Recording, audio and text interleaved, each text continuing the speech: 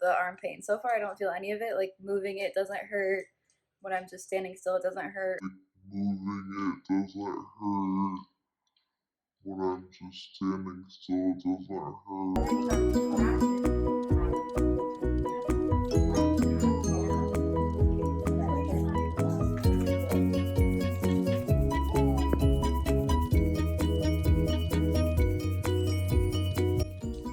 Hello, my name is Kaylee. I am a third-year medical student and I'm currently doing research while I'm waiting to get my course, and I just got my COVID-19 vaccine. So far, I'm not feeling anything.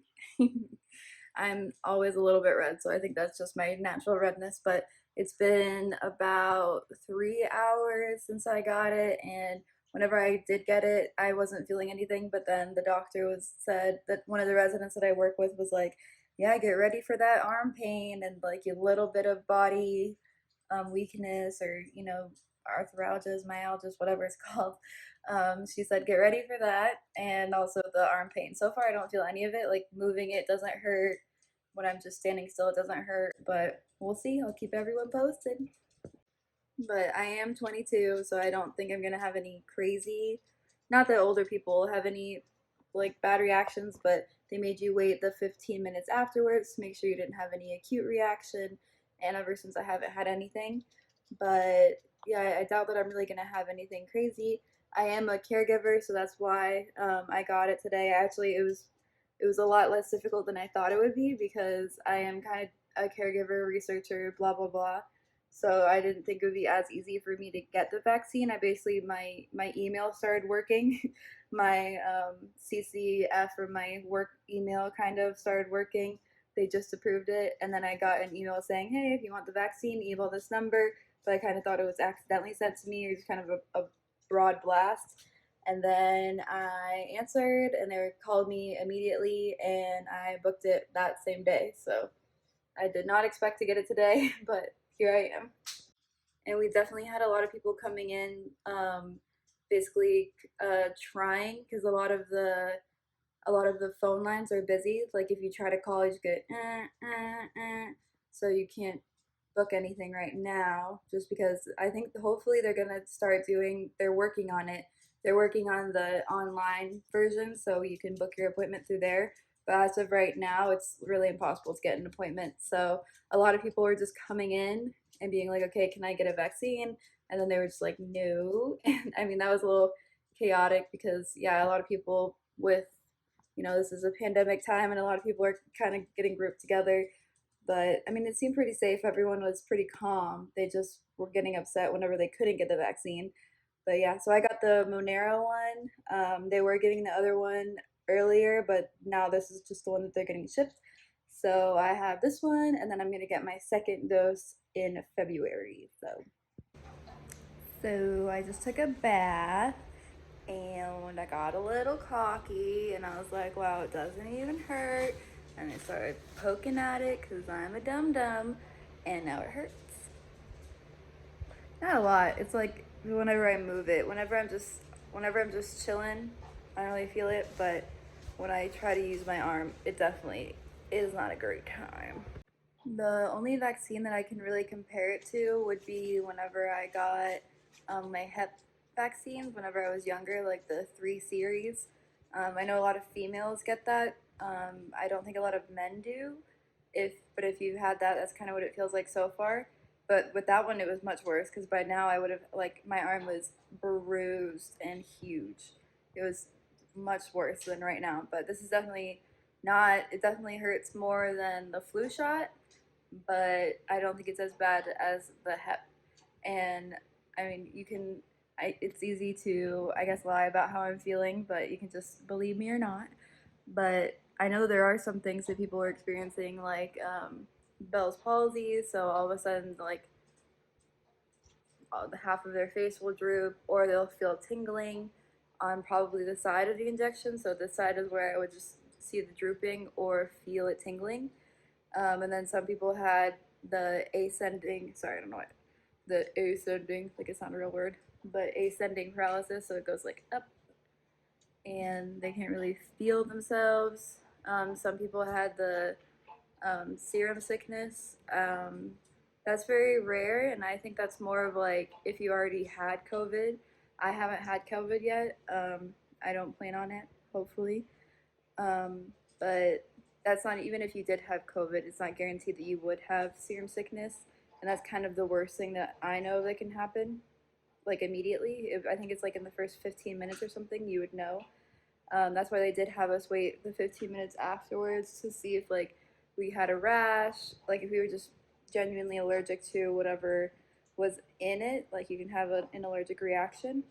But anyways, so far so good. It's really not that bad. I am, what time is it? Whatever. I am about 6 hours in now, so far so good. Hello, so I just realized that I did say a lot of scary things without actually looking it up, just kind of taking guesses. And so I wanted to look it up on UpToDate and the CDC, because those are both actually good resources that that physicians use all the time, and many other healthcare professionals.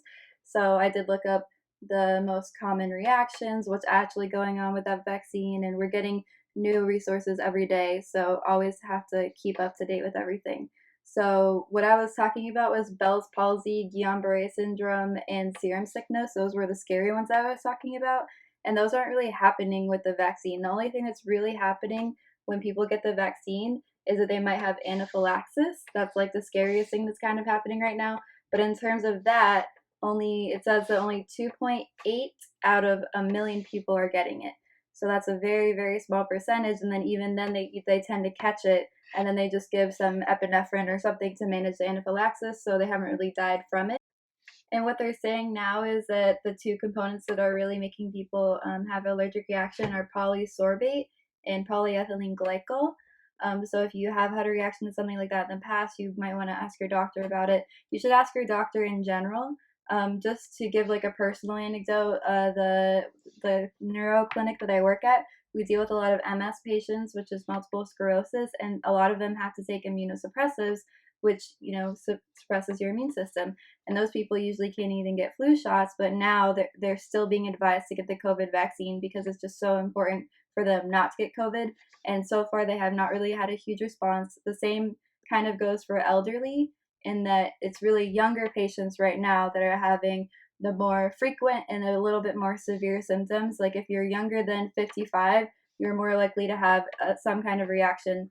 And the most common reactions are the headache. You can even have a bit of a fever, but the most common one is the arm pain, and then you might get a little bit of body aching, kind of just the same thing as when you feel like you're fighting the flu. But those are what you're more likely to feel as a younger person.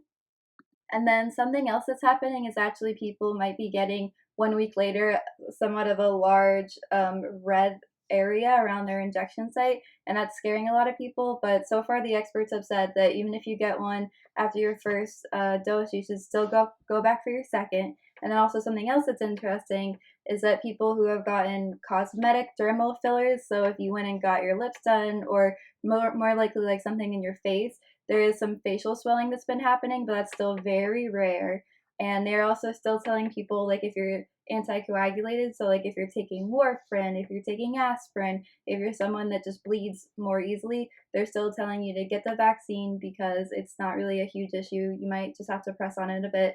And then I did want to say that it looks like from the data, it looks like for Pfizer, there's about a 50%, 52% efficacy after the first dose. Moderna, it looks like it was 80.2 after the first dose, and then after the second one, it was 95 and 94.1. And then they realized that so far the people that have gotten the vaccines haven't, if they do get COVID, it's way less likely to be deadly, way more likely to be asymptomatic, and there's just a lot more reasons as well to get the vaccine. Don't let me scare you, and also make sure to consult your doctor. This vaccine is such a huge part of finally getting over COVID and getting back to our normal, so make sure to stay on top of the vaccine distribution around you so that you can get it if you choose to, and make sure to stay on top of the facts because we're always getting new information about COVID and the vaccine in general. Thank you for listening. Hello, my name is Kaylee Watson. I'm a third-year medical student. I'm currently doing research. That's why I was able to get the vaccine. So the answer to the first question is no. I was not part of the study group. what happened was I'm kind of considered a caregiver. I see patients, so they did give me the vaccine, the first dose. I got that 2 days ago, so it was January 4th. I'm getting my second dose February 1st. And so the process, I can kind of walk you through the process. Right now in Florida, I'm in Broward County. Everyone's a little bit different in terms of phases for the vaccine. So as of right now, caregivers have basically already gotten it, and now they're moving on to the elderly, so people over 65 or seniors, and then also they are also moving on to immunocompromised, people that are pregnant, people with diabetes, everything like that. However, there are some struggles with the appointment system because there are a certain amount of doses and a lot of times they are getting overwhelmed, like the call systems are just getting overwhelmed.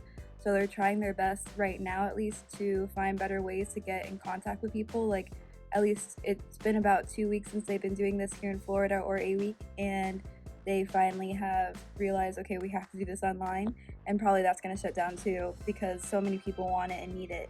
So as of right now, the main process that's holding people behind is actually getting an appointment to get the vaccine, and the amount of dosages. But if you are a senior and if you qualify under the CDC guidelines, then you are able to get it right now. That's how I was able to get it, because I qualify under the CDC guidelines. And then also, what was your experience like after taking the vaccine? So in terms of symptoms, it just kind of felt like I got punched in the arm like 100 times. Like if you punched right here 100 times, that's kind of what it felt like. And then also it felt like I was fighting the flu for 24 hours almost on the dot. Like I woke up from a nap on the 24th hour and I was like, okay, cool, this is all good. And that's mostly like you don't get COVID from it. I don't know, that's a nice little rumor, but it's really just your body is incorporating the virus into your immune system, and then your body's fighting it because they're like, I don't like having this here. And then, so that's basically what my body was going through, was fighting it was not great muscle pain. It felt like I couldn't really lift my arm. So if you're planning on doing anything afterwards, probably cancel those plans, at least for the next day. And then in terms of, do I feel like any other changes happen? Not really. And then for the last question, are you confident? No, I'm not confident in anything, but are you confident that this is going to be the answer to the COVID-19 problem? No, absolutely not. But it is a direct correlation. You know, the more people that get vaccinated, the less people that will die, the less people that will get COVID-19, which is amazing. We already had, almost 400,000 deaths. So contributing to less amount of deaths, sign me up. You can punch me in the arm, both arms 2,000 times. It's perfectly fine. But yeah, I don't think this is going to be the answer to our COVID-19 problems. I think people are still not going to get masks. I think people are still going to be against the COVID-19 vaccine. Some for, healthy reasons, some for not so healthy reasons. But if everyone got it tomorrow, maybe that would absolutely end COVID-19. But I think there's still a lot more work to be done. And I think we're going to get there, though. I think 2021 is the year for us. But yeah, that's my experience so far. And then I'm gonna see how my second dose goes, and so far society is still the same. I'm still taking my precautions. I'm still wearing a mask and everything. So yeah, thanks. Alrighty, so I wanted to not post this video until I took the second shot or the second dose of the vaccine, because I've heard that one tends to be a bit more rough for people. So I am one day after. I got at 1:30 yesterday, and then today I've just been chilling because last night I had a lot of chills and shivering, so that kept me up all night. So no, I didn't go to the hospital today, but other than that, it's been okay. My arm pain is less for some reason, but I also have like overall body aches, so it's interesting. But Tylenol has definitely been helping quite a bit. Luckily, like whenever I take it, I feel quite a bit better. But I'm just gonna spend the day sleeping. Marnie and I were, how shall I say it, close friends in high school.